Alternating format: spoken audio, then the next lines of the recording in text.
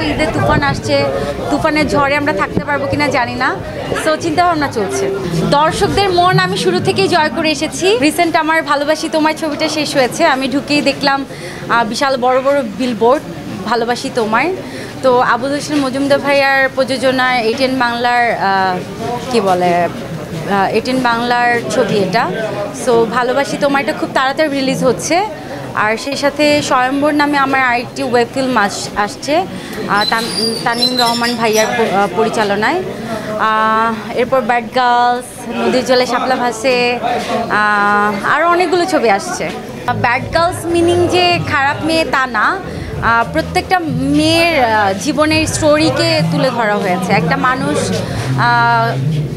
কি বলে যে একটা মেয়ে যে লাইফে যে কত স্টোরি থাকে, কত স্ট্রাগল থাকে, এটাকে কেন্দ্র করে তুলে ধরা হয়েছে। এখানে অনেকগুলো নারীর চরিত্র আছে, তো এই জন্য আর কি এরকম নামকরণ করা হয়েছে। অবশ্যই কিছু না কিছু তো আছেই।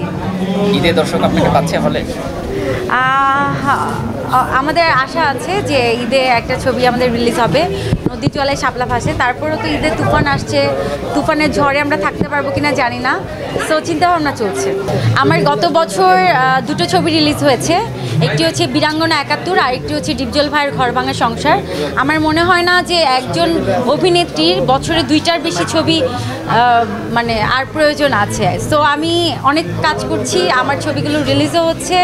আর বর্তমানে আমাদের বাংলাদেশ চলচ্চিত্রের যে অবস্থা, যে পরিমাণ হলের যে অবস্থা, সেই তুলনায় 2টা ছবি রিলিজ হওয়া এটা অনেক বিশাল একটা ব্যাপার আমি মনে করি। সো আমার কাজ আমি করে যাচ্ছি, কে কী বললো না বললো আই ডোন্ট কেয়ার। দর্শকদের মন আমি শুরু থেকেই জয় করে এসেছি। আমার একটি গান আছে দেখনো রসিয়া, যেটা আপনারা সবাই পছন্দ করেছেন, সেটা প্রায় 104 মিলিয়ন ভিউজ। সো আমার মন জয় করতে পেরেছি বলে এখন আলোচিত আছি, আপনাদের সবার সামনে এখনও পর্যন্ত দাঁড়িয়ে কথা বলছি। অবশ্যই আসছে। আমি গতকালকে একটি ছবি শেষ করলাম, ওয়েব ফিল্ম স্বয়ম্বর, আর সেই সাথে ভালোবাসি তোমায়, এটা খুবই ভালো একটি চলচ্চিত্র হয়েছে। আর ডিপজল ভাই প্রোডাকশনও তো কাজ করছি, নতুন নতুন ছবি আসছে।